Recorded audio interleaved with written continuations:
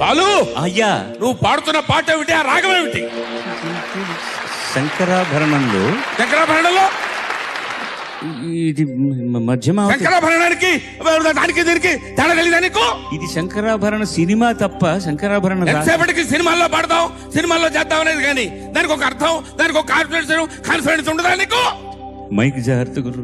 అంటే గురువు గారు బాలసుబ్రహ్మణ్యం అనేవాడు శంకరాభరణంలో ఎంతో అద్భుతంగా పాడాడయ్యా. ఎలా పాడాడో మీరు కాస్త చెప్పండి. మేము కూడా ఆయన పాడిన పాట వినే కదా పాడుతున్నాం ఇక్కడ.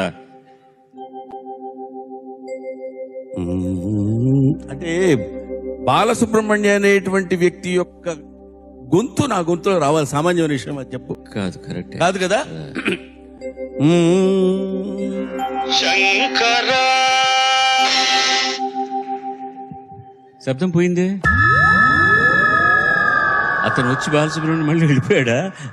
లేదు, అంటే మధ్యలో ఒక్కోసారి వాయిస్ కొంచెం తేడాగా ఉండి అలా వస్తుందన్నమాట. శంకరా